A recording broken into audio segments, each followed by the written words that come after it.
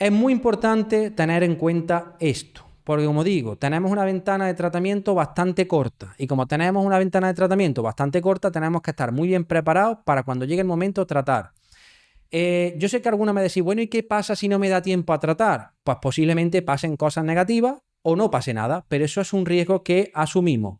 Realmente el tratamiento, para mí, el tratamiento de otoño es impepinable. No se lo puede saltar absolutamente nadie de las fincas que yo gestiono. Sí o sí hay que hacerlo, pero hay que hacerlo en unas condiciones. ¿Cuáles son estas condiciones? Una es la temperatura.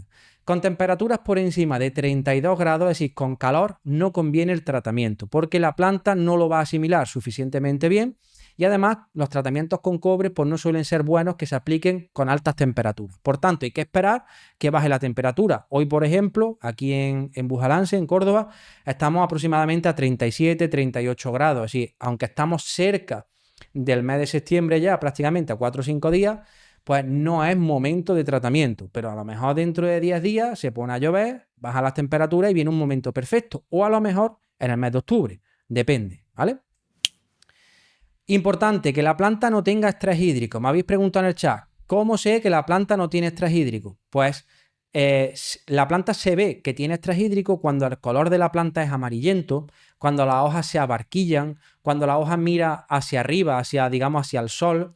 Os explicaré en un vídeo que vamos a publicar recientemente, en breve, en las próximas semanas, publicaremos un vídeo sobre el estrés hídrico para que veáis cómo se ve el estrés hídrico, ¿vale? La aceituna se arruga, se queda apagada, el color del olivo se queda como amarillento, como apagado, y eso es porque le falta agua. Luego, una vez que llueve, normalmente cuando llueve suficiente como para que la planta salga del estrés hídrico, aproximadamente en 3-4 días ya se ve la planta totalmente diferente, como que ha salido del estrés. Por tanto, se nota más o menos por esos síntomas. De todas formas, lo vamos a ver en vídeos independientes que lo voy a hacer directamente en el campo para que lo podáis ver, ¿vale?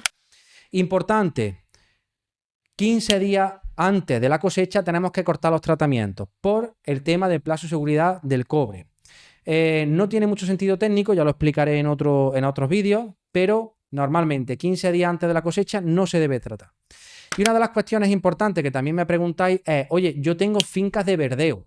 ¿Qué hago? ¿Trato antes y le echo cobre y que vaya la aceituna con cobre o le echo después? Normalmente en aceituna de verdeo o cosechas tempranas, es decir, cosechas que se hacen en octubre o así, este tratamiento que os voy a proponer se hace en post cosecha, es decir, primero recojo la aceituna y luego trato, ¿vale?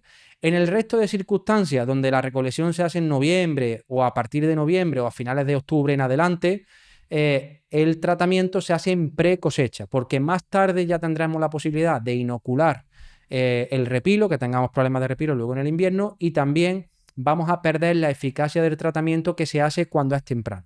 Entonces, si tengo que elegir, yo quiero tratar en otoño lo más temprano posible. ¿Para qué? Para que la planta tenga a disposición todos los nutrientes lo más temprano posible y esté protegida con cobre para el resto del otoño e invierno, depende de las lluvias también, lo antes posible.